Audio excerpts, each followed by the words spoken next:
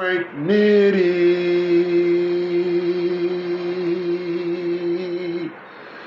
in the city. D-City, baby, where brother get gritty. And don't take no pity. Yeah. What up, though?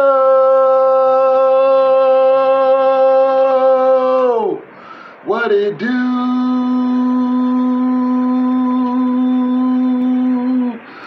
What it be like?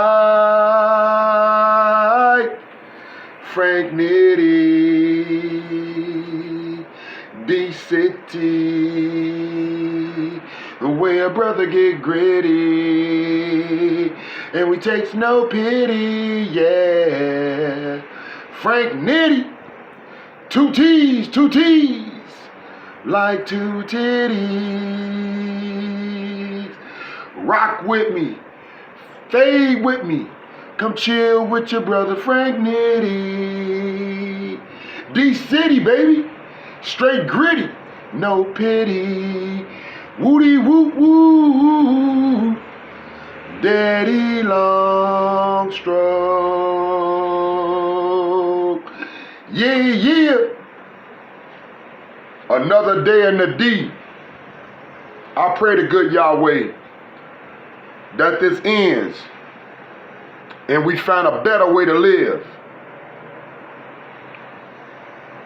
That the suffering and the pain of families won't remain.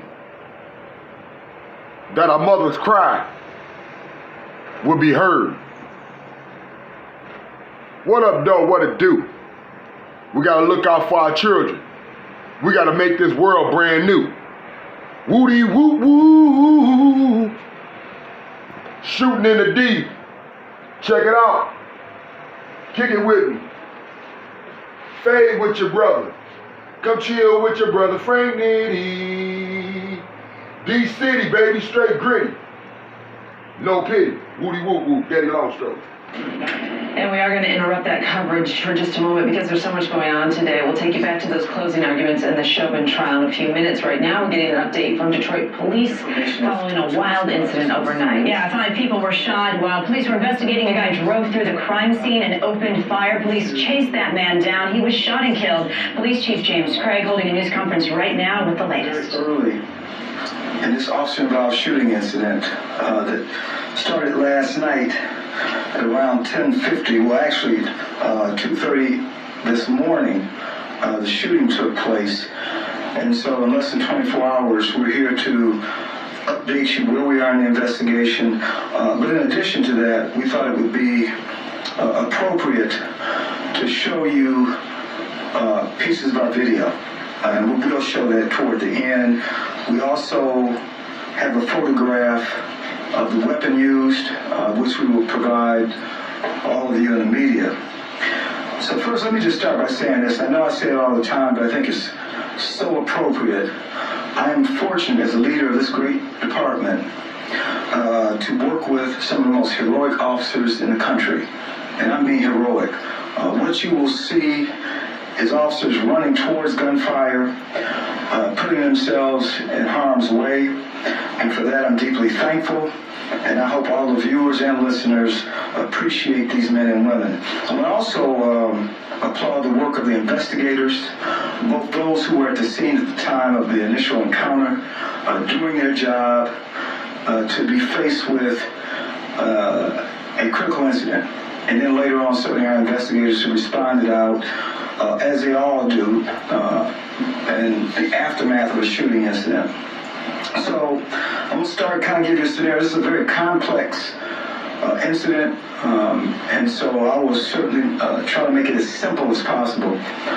But last night around 10:50, officers were in the area of West McNichols and Ward Street. They were investigating a non-fatal shooting incident that involved 5 victims. The victims' ages were as follows: male black 36, white male 32, black male 18, black male 29, and a black female 30 years of old. In conjunction to that non-fatal shooting incident, there was a vehicle accident that resulted in a fatality. So we had officers investigating the non-fatal shooting incidents, as well as investigators there conducting what we call a fatal crash investigation. So at roughly 2:38 in the morning, as officers were continuing this investigation, the streets were still blocked. It was a crime scene.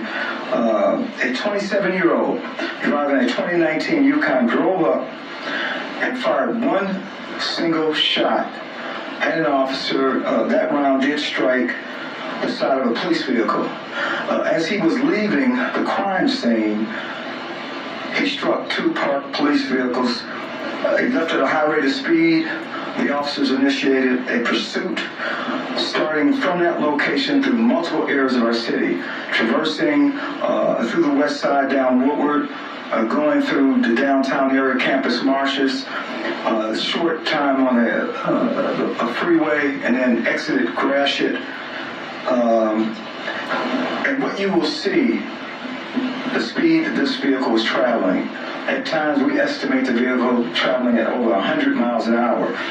And certainly while it was 2:38, 2:45 in the morning, and it's not made out at that hour, certainly that poses an extreme danger to our community and to our officers. But clearly, this was a suspect that we had to apprehend. Clearly, he was focused on one thing and one thing only, to kill a police officer. And it didn't feel as if anybody else was involved, it just didn't matter.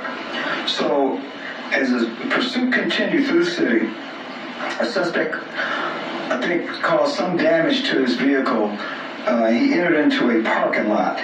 As he came to a stop, he exits and he initiates a exchange of gunfire with police officers who were at the scene. That lasted a short time. At this point, we're not certain if he was struck by gunfire. He then began to run on foot. He was pursued on foot and vehicle by our police officers. He must have went a short distance, maybe 30, I don't know, maybe a few yards, less than a half a mile, I would say. Less than a half a mile. And as soon as the first officer arrived adjacent to where this armed suspect was, he pointed the gun in the direction of the officer believing direct threat to his life and other officers. They began to exchange gunfire once again. The suspect hit the ground. They quickly transitioned from what, as you've oftentimes transitioned from a warrior mode to a life-saving mode. They began to administer first aid. He was then transported to a local hospital by our officers, where he then succumbed to his injuries. So we recovered a Smith & Wesson .40 caliber, which I will show you a picture of that weapon at the conclusion of my remarks. But I want to first say also, prayers go out to his family. Certainly anytime we have to use deadly force, certainly it's not something that police officers start their shift thinking about. But this 21, he lost a 21-year-old friend the day prior at a dice game. There was a multiple shooting incident. We've learned, we've talked with his mother. He was very distraught over the loss of his friend. We also found out that probably a month ago, a cousin, 6-month-old cousin, about a month ago, died. Not sure for what happened. And then, so we don't know if he was going through a state of depression at the time. Again, as it was indicated, there was a posting on Facebook clearly indicating, and I'll just make reference to it, "I'm hurt, man." That's all he said. And so this was in response to the loss of his good friend, a 21-year-old male. So in terms of his criminal history, very little in the way of criminal history. And so we were trying to figure out what would be the motive in an unprovoked way to attack Detroit police officers for no apparent reason. And so we're still working through that. As you know, and I've reported this out in the last several weeks, yes, we've seen an increase in violence directed at police officers, not just here in Detroit, but around this country. Some of you may ask, what's driving the violence? Personally, I think it's the anti-police rhetoric. I think here we're on the heels of a verdict in the trial. Certainly, you heard me talk extensively about the reckless comments by a U.S. Congresswoman, in fact, now two. Congresswoman Waters out of California and then Tlaib here in Michigan. I firmly believe that those comments can fuel anger. And so I give you another example just of the unprovoked violence. Unfortunately, no officer was hurt. The officers were returning to their station after working the racing detail, and a group of cars drove past, unprovoked, threw a projectile at the officer's vehicle, striking the front windshield, smashing it out. For what reason? For what reason? So with that, we're going to show a video. I have Commander Decker, who leads the homicide, who, if you like, can narrate it.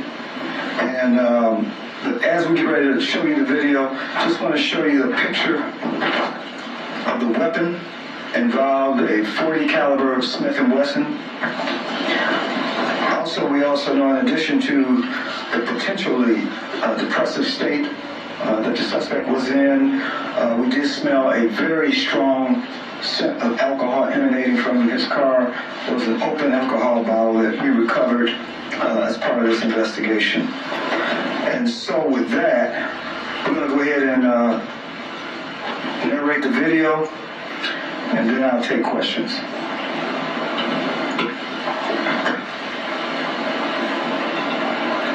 Nitty, D-City.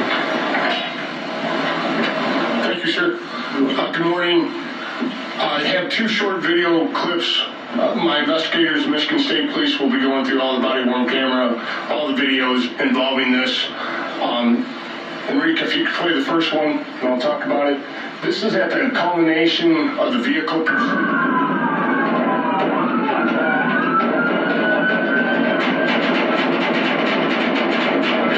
Thank you.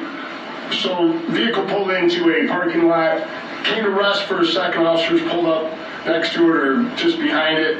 It then went maybe a couple hundred more yards, came to final rest. As you can see from that, that is from basically the passenger or the driver's side of the vehicle. Gentleman exited on the driver's side. As he's running, I can see at least 3 gunshots fired directly at our officers. From there, he continued around the corner. And if we play the next video.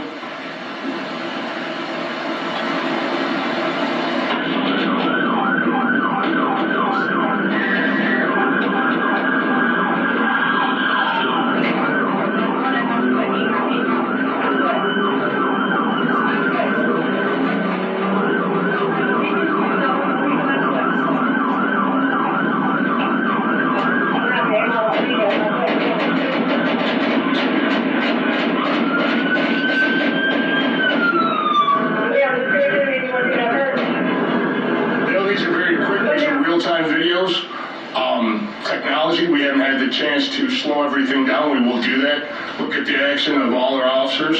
But you can clearly see from the 2 videos, when he exited the vehicle, he had a gun in hand, he clearly was firing shots at our officers. As he made it around the corner, officers approached a second time, still had the gun in hand, and directed that at our officers on 2 different occasions. Officers returned fire, and unfortunately was fatally struck. Thank you. So as you can see, the officers were faced with an armed suspect who was firing shots. And again, I know the video is moving pretty quick, but you can see in the final encounter that he was still armed with that Smith & Wesson .40 caliber. So at this point, I will take any questions you might have.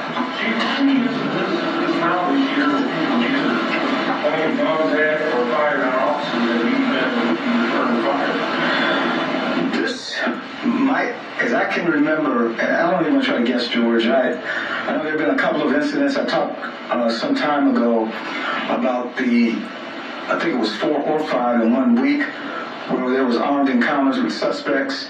In one instance, the suspect was armed with a long rifle. He ran in the direction of the officers, and we did fire shots in that incident as well. So it's happened, and it's happening more frequently. I know if you look across the nation, we have more officers killed by gunfire this year to date, as compared to year to date last year. We're sitting at 17% increase. I think that was my last check. So it's becoming increasingly violent. At this point, Chief, you have no connection to this individual and the 5 that were injured that was being investigated as part of that scene? There was no connection to that scene. Again, we believe, and again, we may know as this investigation progresses, that he laid in wait, he waited. Again, he encountered officers at 2:30 in the morning. We were at the scene doing our investigative work at around 10:30. So we believe he sat there. He may have been nearby, certainly consuming alcohol. His music was loud. It was as if he was preparing himself for battle.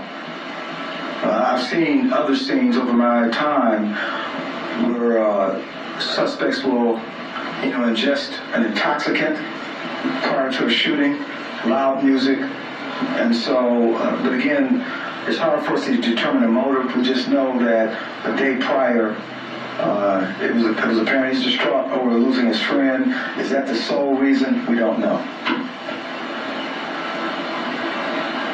Those 5 that were shot, the person that died, David getting shot up, that because of the shooting and then the car accident, or were they just driving and died because of the accident? I think it has something. It was directly connected. I don't know if anybody has more detail, but it was directly connected to the 5 that were shot. Our early investigation, there was 5 people shot. We believe that the suspects, as they fled that location, struck a vehicle, and unfortunately, an occupant of the other vehicle that was struck was fatally injured. The suspects fled on foot from there. So we believe those to be the suspects of the shooting themselves, is how we're investigating it at this time. And again, going to the other question, at this time we don't have any connection to this gentleman involving that original shooting. There is a caliber consistent weapon that we'll certainly check back on, but that's also an early investigation. And again, I want to note this suspect does not have a substantial criminal history, and so we're really trying to understand the why of this attack on our police officers.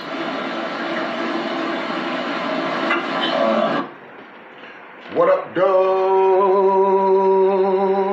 What it do?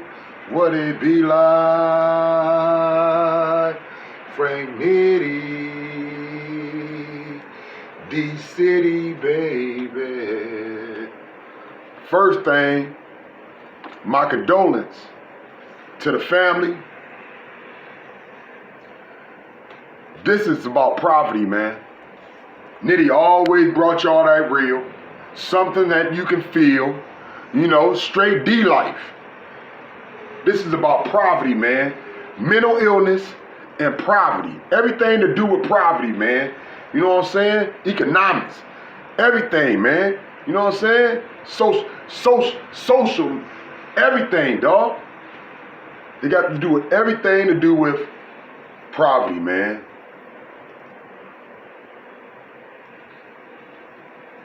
Them Popos just dumped on them, though. I just want to know, and I know, you know what I'm saying, the Popos can, become very, very violent, very vicious, you know what I'm saying, as well as can be very helpful to you. But why did it take the whole, it looked like every car that was chasing them dumped on them. They just unloaded on this butt, man. I'm not saying what someone deserves but how many people it take to shoot one person, man?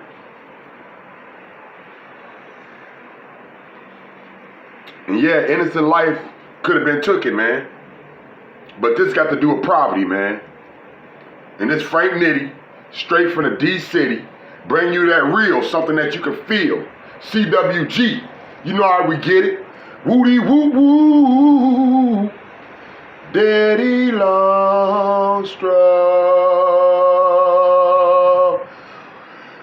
We gotta do better if we wanna be better. Woody woo woo, Daddy Longstraw, and you already know. Papa coming home. Favorite position. Don't ask no questions. From the back door. And you already know. Frank Nitty. Two T's. Like two titties. CWG, baby. You already know how we get it. Woody whoop whoop, Daddy Longstraw. Frank Nitty, D-City, baby. Frank Nitty, D-City, baby. Two T's, like two titties. D-City, baby, straight gritty, no pity. Woody woo woo, Daddy Longstraw. Let's get it.